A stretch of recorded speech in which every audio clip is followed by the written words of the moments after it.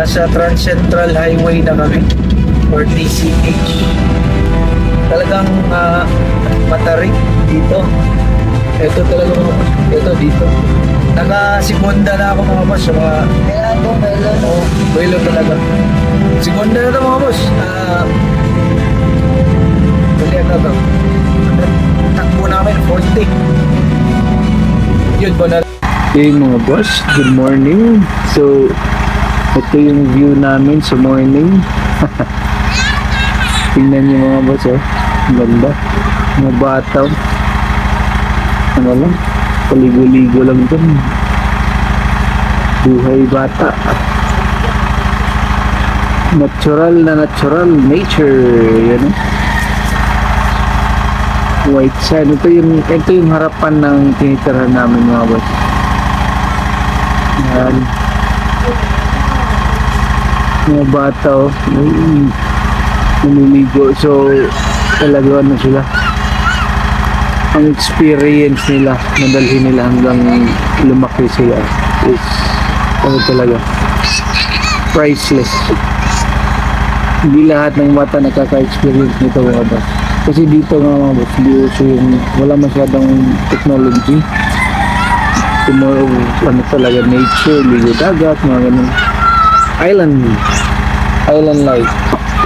So yun nga mga boss, today uwi na kami. Check out na namin today. Bali 8 AM yung pump boat na pabalik ng mainland, Cebu, Tapilon.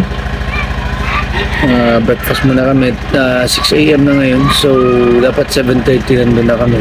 Pero lapit lang mga boss, lakarin mo lang yung port dito, 10 minutes walk, lapit lang. So yun nga mga boss, it was a nice stay here. Okay na, parang ano naman, accommodating naman sila.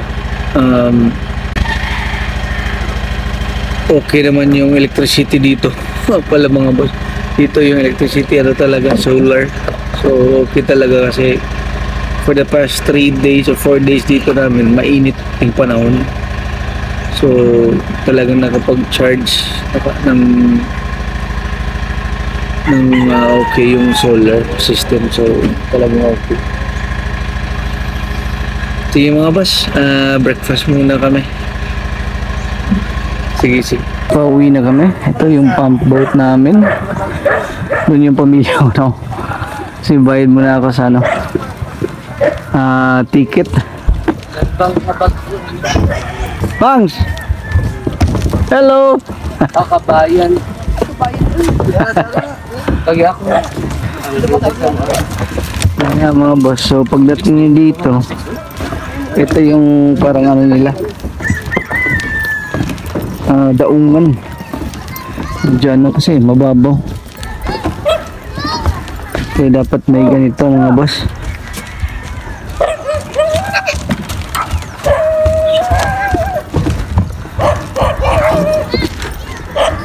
Ito yung pinakaano nila, pier. Tinatawag nilang barangay. So ano na, yun yung ano, floating. Ito na mga boss, oh. So yun na nga mga boss, nakabayad na kami.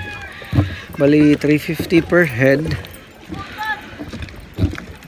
5, so 1,750 yung bayad namin ticket, kami 5. So we're on our way home. Ito yung kalakaran dito mga boss.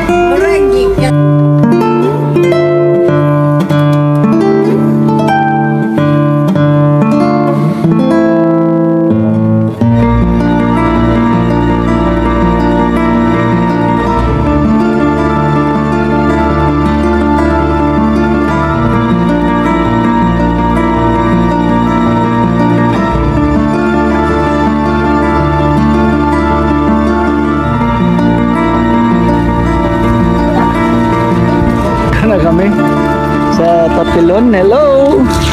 Welcome back to Cebu. Mainland Cebu. Oh, yan. So, pulang-pula talaga kami mga boss. Tourist fields talaga. Kaya ito yung port nila. Sige mga boss, update lang kami mamaya kung ano yung activities pa namin. Marami pa kaming gawin. Okay. Ang parking area pala mga boss, bali per day yung bayad nyo. So akala namin kung anong oras mag-check-in kayo ngayon, tapos check-out, kunwari check-in ngayon, check-out bukas 100 yun. Hindi pala, yung per day yung kwintada. So sa amin nagdagdag kami ng 100 pesos. Sige na lang mga boss, okay na yan, huwag na nating problemahin. Ang mahalaga, safety yung sasakyan mo. So ngayon, ang lakad namin is pabalik kami ng Bogo City kasi bibili kami ng pintos. Yung pintos is ano nga yun, Mags? Ano yun, Mags? Giniling na mais, tapos ginawang suman. Giniling, okay. Yung asawa ko sabi, giniling na mais, tapos ginawang suman. Yun yung specialty or delicacy ng Bogo. Masarap din yun mga boss. Pag ano yun, parang ang lakas ng fiber nun. So yun ang hinahanap ko ngayon kasi dami kong kinain doon sa dami namin kinain doon sa Malapasko. So kailangan yung i-flash out mga boss, alam mo naman. Sige mga boss, so ganoon na lang muna. Bili kami ng pinto sa Bogo. So update ko kayo pag nandun na kami. Tapos pagkatapos ng Bogo, side trip kami sa Kapilinha. So yun muna, Bogo, Kapilinha. Pagkatapos nun, mamaya update ko kayo mga boss. Sigurado lunch. yun update ko kayo saan yung mag-lunch. Sige mga boss, muna, trip muna ako kasi medyo malayo na konti yung Bogo. Sige mga boss, dito mga boss, maganda pang road test talaga mga boss ng lugar na pang road test. Pwede nyo talaga isagan yung talagang lakas ng sasakyan nyo. Pwede dito mga boss. Pero yun nga, safety first talaga mga boss. So make sure na condition yung sasakyan nyo, lalo na yung gulong takto yun, para iwas sa aderya mga boss. Okay mga boss, so nakabili kami ng pintos dito, 80 per pack. Okay na yan. Parang tulong na rin natin sa mga kabataan dito or mga nagtitinda dito. Mga bata kasi mga boss pumili kami ng 5, so 400. Okay na yan. Kainin namin to. Bili lang ako ng kape. Masarap kasi with coffee to Sige mga boss, bili ako ng kape. Okay, kain tayo ng pintos. So ito yung sabi ko kanina, giniling na mais. Tas parang yan mo, ginawang suman. Masarap to mga boss, masarap. Only in Cebu. Oo, only in Cebu. Pero hindi namin alam kung meron din sa iba. Pero pagkalam namin Cebu lang. Wala siya. Ito mga boss. Ganito yun Yan. Tapos ang pagbukas niya parang regular na mais lang din. Ganyan. Yan mga boss. Mais na to.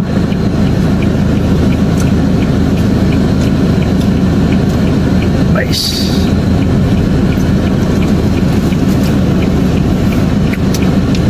Sarap mga boss.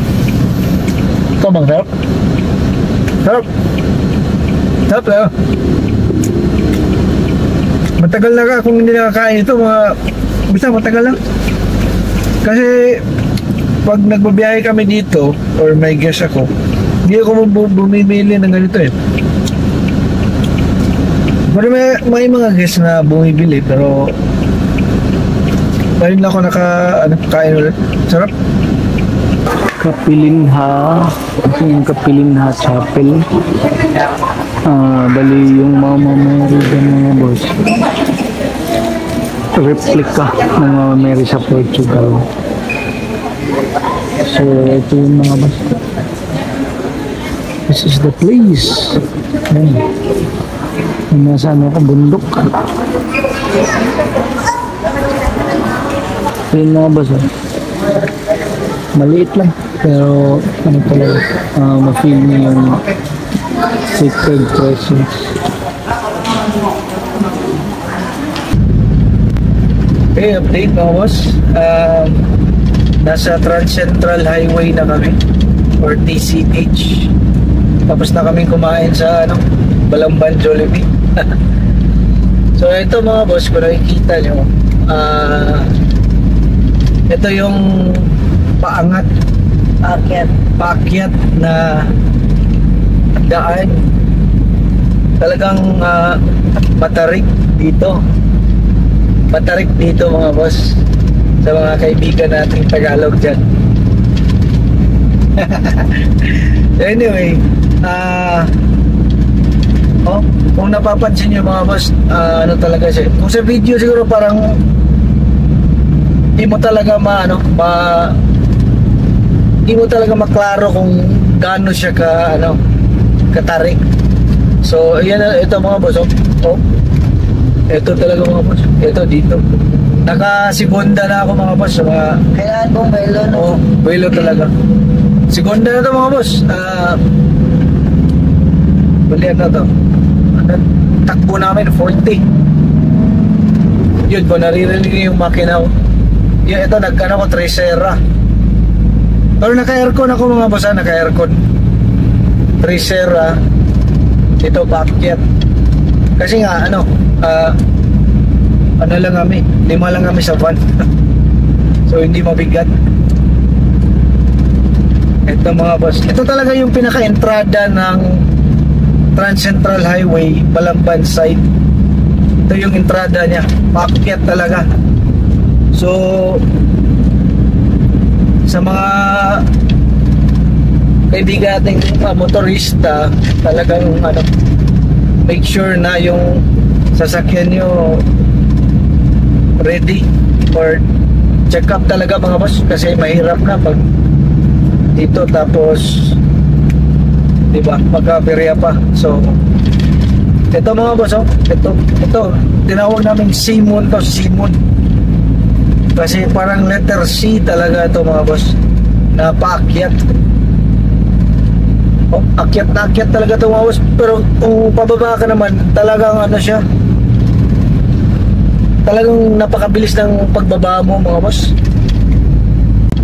So dito pala mga boss, ito yung na-feature ko yata dito yung nagmotor ko Dito yung sa Mount Manunggal. Yan mga boss, yung may blue na pick up.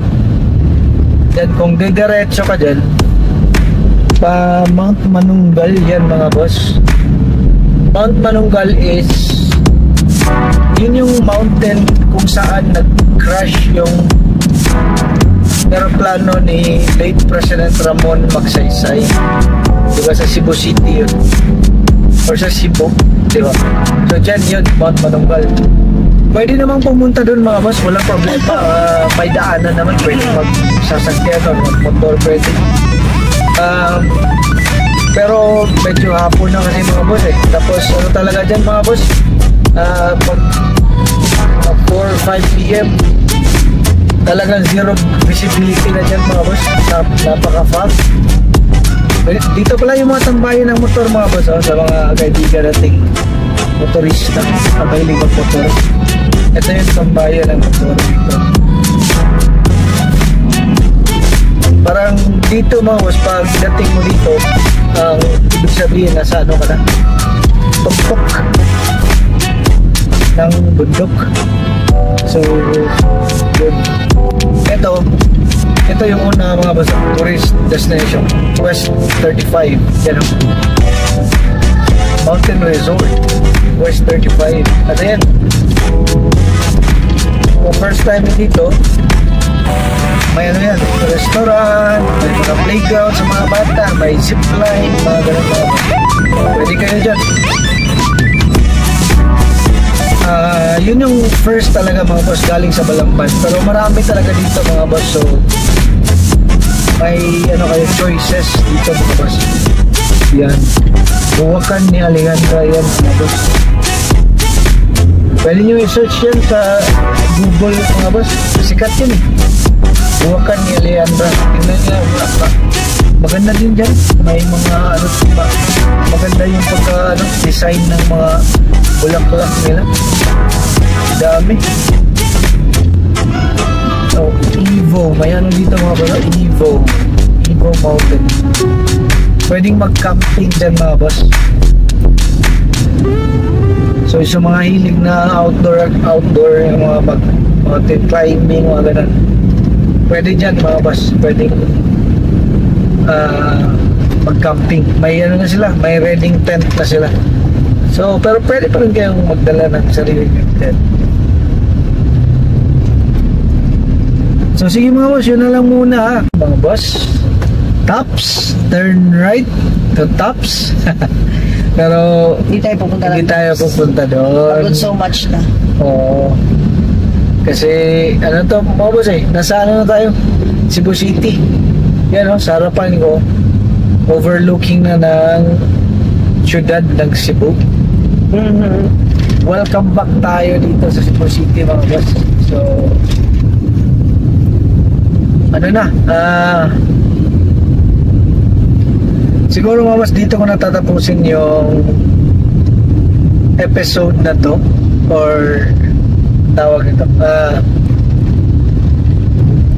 Carnaza Escapade na to na ano dito ko natatapusin. Bali ano na lang mga boss, kung may comment kayo or may mga tanong kayo tungkol sa biyahe namin na gusto nyo ring malaman or yung sa direksyon, mga ganun mga boss, ready ako tumulong sa inyo. So i-comment nyo lang ako mga boss kung makapag-view kayo, i-comment nyo lang. I'll do my best to reply as soon as possible.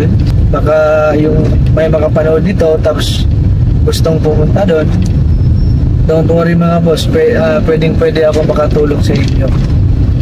At sa mga nanood na hindi pa nakapag-subscribe sa Balboy Ride, subscribe na para updated kayo sa ano, sa mga biyahe namin, escapade namin. So talagang explore Pinas yung target namin, ng family ko. Pagkatapos nitong Carnaza, iba na naman yung ano natin i-explore mga boss.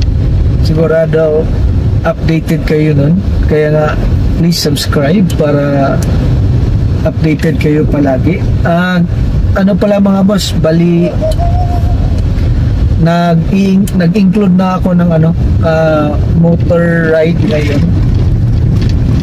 Kasi minsan may mga biyahe ako na lalo dito lang sa within Cebu lang, na ako lang mag-isa kasi may trabaho yung misis ko or busy yung mga anak ko kasi students din. Minsan kung may gusto akong i-explore at i-update kayo, motor lang ang gagamitin ko. So yun nga mga boss, Balboy Ride. So different type of rides. So yun na lang muna mga boss, dito ko natatapusin kasi ano na, city na, medyo baka traffic ngayon, ganun mga boss. Pero salamat sa pag-suporta at pag-view sa sa inyo na nanonood sa amin. Salamat, salamat. Yung pinagpaguran namin na mga lugar na pinupuntahan namin, ginagawa namin kahit hindi naman talaga normal na ginagawa namin, pero gusto naming i-try at maipakita sa inyo para may idea kayo. Kasi yun nga yung ano namin, purpose na maipakita sa inyo yung Pilipinas, iba't ibang lugar sa Pilipinas at iba't ibang activities na pwede nyong gawin sa mga lugar na yon. So ang ano namin,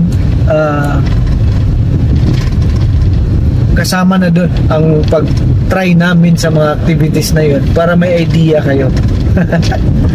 yun mga boss, yun ang gusto ko sabihin.